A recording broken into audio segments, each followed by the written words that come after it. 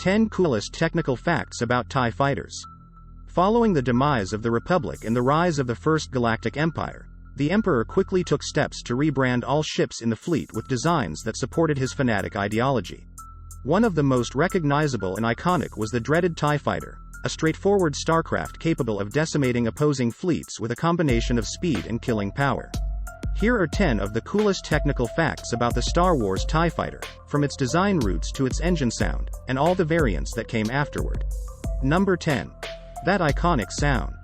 Star Wars fans could be forgiven for thinking that the TIE Fighter's signature engine roar was produced by sound design whiz Ben Burtt, but that's not entirely the case. Actually, the distinctive high-pitched roar had been used in several movies already, beginning with 1958's The Roots of Heaven. He then mixed the sound with a recording of a car driving upon wet pavement, simulating the wet effect of their pass. The result was one of the most recognizable and popular sounds in the entire Star Wars catalog. Number 9. Its roots are from the Clone Wars. When Palpatine took control of the Republic, one of his first orders of businesses was to do away with everything it stood for, in favor of his gunmetal gray imperial ideology. This meant abandoning old ship designs in favor of a completely new approach, which included the TIE Fighter.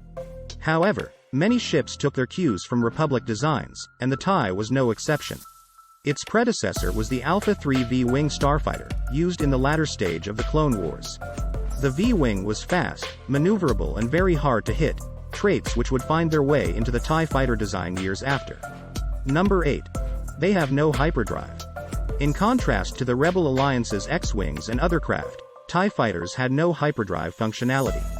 They were designed to be carried by a larger ship such as a Star Destroyer, and deployed in squadrons to accomplish their task, before returning. The lack of a hyperdrive motivator meant that any pilots who lost their mothership would be effectively stranded in deep space. TIEs were designed for mass deployment in swarms, which meant keeping build costs down. Number 7. They were built no frills. TIE Fighters were envisioned by Grand Moff Tarkin as a craft that could be mass-produced quickly and cheaply for the purpose of swarm attacks. He saw the value in greater numbers versus technological advancements, which the TIE would embody in every facet of its design. They lacked the aforementioned hyperdrive, reinforced plating and energy shields found on other craft such as X-Wing, both to keep costs down, and to greatly increase speed and maneuverability. With far greater numbers to deploy, opposing squadrons could be overwhelmed and decimated in minutes. Number 6. The TIE Pilot's Mantra. The TIE Fighter was a model of cheap cost-effectiveness, but it didn't stop there. Like all personnel serving in the Imperial military, TIE pilots were expected to see themselves as a number, not an individual. Their mantra was one of subservience for the sake of a greater cause. As such, TIE pilots were conditioned to see themselves as much expendable as the craft they piloted. Those who survived multiple battles were considered ace fighter pilots in the Empire, as few would last more than a few missions before meeting their doom.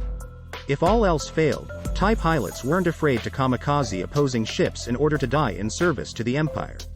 Number 5. TIE interceptors were built to counter the X-Wing. The traditional TIE Fighter was designed for mass production and swarm tactics, but the Empire realized that it needed to upgrade the line in order to counter fast and nimble craft such as the Rebellion's A-Wing. The result was the TIE Interceptor, a far more intimidating successor of the original.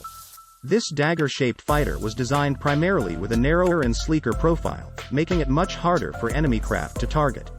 They would see extensive use in the final days of the Rebel-Imperial conflict, including the Battle of Endor and the destruction of the Second Death Star. Number 4. Vader's TIE was never mass-produced. Darth Vader flew an advanced prototype known as the X-1 during the Battle of Yavin. It was designed with a sleeker profile in mind, it sported shields, and a hyperdrive motivator, making it one of the most decked-out variants in the line. The X-1 would never see a full production run. Rather, Sinar Fleet Systems took its proof-of-concept technology and implemented it across several TIE variants, including the Bomber and the Interceptor. Number 3. The TIE Bomber had teeth. The slowest and most vulnerable of the TIE line was definitely the TIE Bomber, a variant used to deliver devastating payloads on enemy capital ships and hostile worlds. Their ordnance pods could be filled with a number of lethal weapons, or swapped out for a secondary cockpit. Although the bomber was considered a sitting duck due to its design, it still packed a heavy amount of firepower which included concussion missiles, proton torpedoes and orbital mines. This gave them enough rabid firepower to hold their own against a fighter squadron, if push came to shove. Number 2. The Clawcraft. The expanded universe, legends, material continued the Star Wars story long after the events of Return of the Jedi. Decades after that climatic battle, the TIE fighter still saw service, as did a few knockoffs such as the Ensis-class Clawcraft. This TIE derivative blended traditional Chiss Clawcraft designs with a TIE fighter's cockpit, while sporting a shield generator and a hyperspace beacon system that allowed it to jump to lightspeed without the need for an auto-nav computer. Number 1. Its creator designed the Death Star. The Empire awarded the build contract for the TIE fighter line to Sinar Fleet Systems. Its founder Wraith Sinar was a skilled engineer who valued simplicity and effectiveness with streamlined designs.